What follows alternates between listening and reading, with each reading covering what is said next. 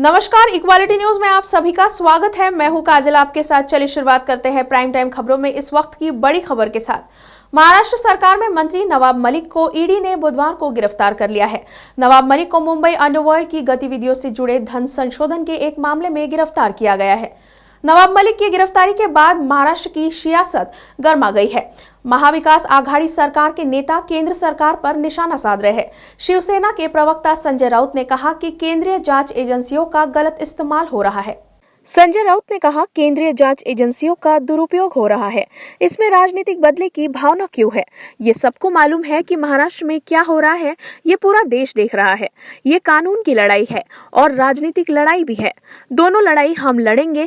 बता दें कि ईडी ने दाऊद इब्राहिम के कनेक्शन को लेकर नवाब मलिक से आज पूछताछ की थी। सवाल जवाब के बाद ईडी ने उन्हें आज अरेस्ट कर लिया।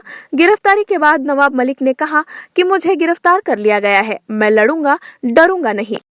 जिस बजट को लेकर मध्य प्रदेश समेत भाजपा शासित राज्यों में पुरानी पेंशन योजना को लेकर आंदोलन हो रहा है, उसके विपरीत राजस्थान सरकार ने आज यानी बुधवार को विधानसभा में अपना बजट पेश किया है। इस बार के बजट में अशोक गहलोत ने सरकारी कर्मचारियों को बड़ा तोहफा दिया है।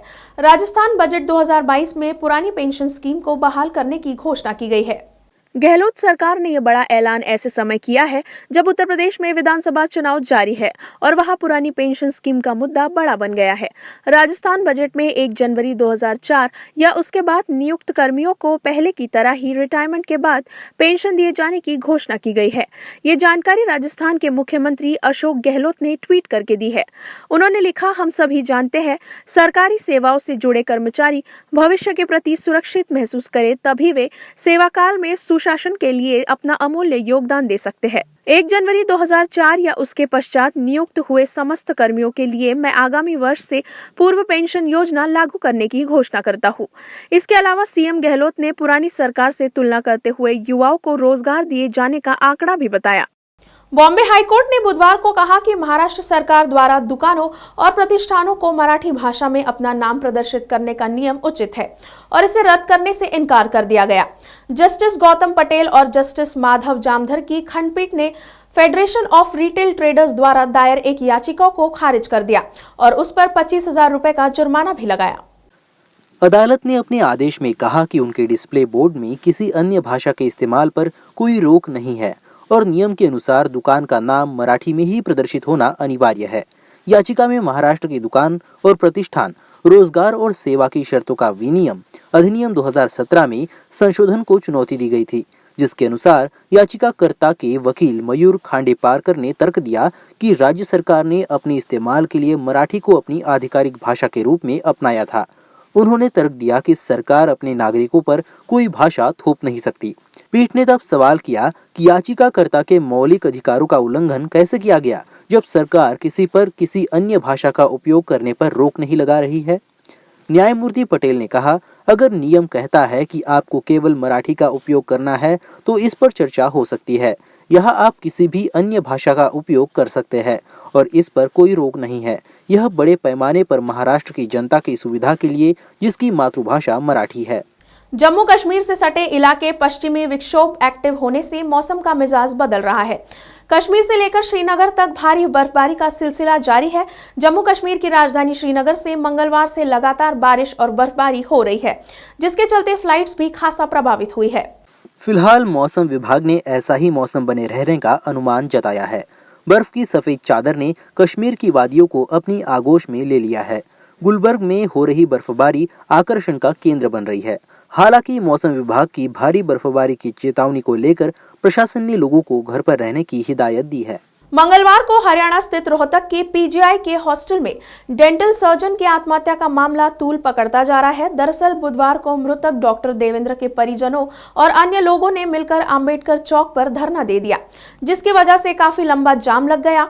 पीड़ित परिजनों द्वारा धरना देने की सूचना मिलते ही पुलिस प्रशासन भी दल बल के साथ मौके पर पहुंचा और परिजनों को समझाने की कोशिश भी की, लेकिन परिजन नहीं माने। पीड़ित परिजनों का आरोप है कि उनके बेटे ने आत्महत्या नहीं की बल्कि उसकी हत्या की गई है, क्योंकि उसने सुसाइड नोट में अपनी महिला मित्र और उसके एक साथी का नाम भी लिखा था, जिसको लेकर पुलिस ने अभी तक कोई कार्रवाई नहीं की है। पीड़ित परिजनों का ये भी आरोप है कि पीजीआई में उनके मृतक बेटे का पोस्टमार्टम उनके बिना पूछे ही कर दिया गया। परिजनों ने मृतक का पोस्टमार्टम दोबारा करवाने की मांग की है। मेरा नाम सिकंदर है। मैं जो देवेंद्र, जो मेरा भाई डॉक्टर था पीजीआई के अंदर, उसको बेरहमी से ना मार के लटकाया गया, फांसी से लटकाया गया वो हॉस्टल के अंदर, बॉयज हॉस्टल के अंदर। और अगले दिन जो पोस्टमार्टम होना था, हम डॉक्टरों को मना कर रहे हैं और वहाँ का जो पुलिस स्टाफ, जो डीएसपी भी आए थे वहाँ पे, हम उनको मना कर रहे हैं कि हमारा पोस्टमार्टम जब तक हम नहीं कहें पोस्टमार्टम मत कराना। उसके लिए कंडीशन ये थी, जिनके नाम हमारा भाई लिख के गया 2 पेज के ऊपर 2 लेटर लिखे हुए हैं, वो जो उनको पहले अरेस्ट किया जाए। एक मिनट, उनको अरेस्ट किया जाए। जब उनको अरेस्ट करोगे तब पोस्टमार्टम कर देना। हाँ, और हम बाहर हैं, हमें एक तरफ ले गए हमारे डीएसपी साहब और वहाँ पे पोस्टमार्टम करा दिया। हमें पता भी नहीं है सर, और पोस्टमार्टम करा दिया। दर्द ये है, कोई बात नहीं, हमारा भाई सर पे तो चोटें भी आई हुई थी और वो उसके अंदर कहीं भी लिखित भी नहीं है कहीं भी। ये बीडीएस डॉक्टर था जिन्होंने सुसाइड कर बीडीएस डॉक्टर थे जिन्होंने सुसाइड कर लिया रात को।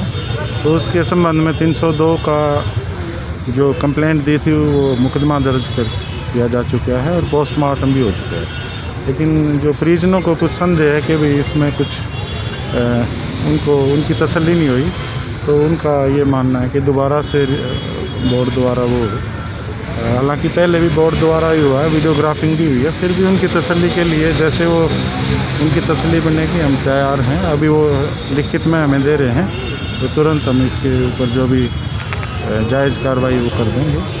और कुछ इनका ये ग्रीवेंस था कि जिनके खिलाफ इसने सुसाइड नोट में जो नाम लिखे हैं, तो उनको तुरंत गिरफ्तार किया जाए। हरियाणा से रविंद्र दहिया की रिपोर्ट, इक्वालिटी न्यूज़ के लिए। आज की प्राइम टाइम खबरों में इतना ही। फिर होगी आपसे मुलाकात, तब तक के लिए आप देखते रहिए इक्वालिटी न्यूज़। और भी अधिक जानकारी के लिए हमारे फेसबुक पेज को लाइक और फॉलो करना ना भूलें। साथ ही हमारे यूट्यूब चैनल को सब्सक्राइब करें।